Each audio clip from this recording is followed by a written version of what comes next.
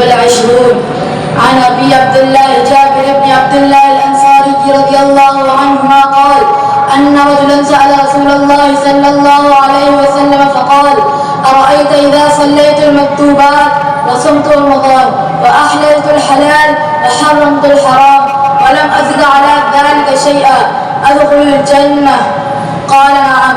رواه مسلم. رضي الله عنه قال: قال رسول الله صلى الله عليه وسلم: إن الله طيب لا يقبل إلا طيبا، وإن الله أمر المؤمنين بما أمر به المرسلين، فقال تعالى: يا أيها الرسل كلوا من الطيبات واعملوا صالحا، وقال تعالى: يا أيها الذين آمنوا كلوا من الطيبات ما رزقناكم.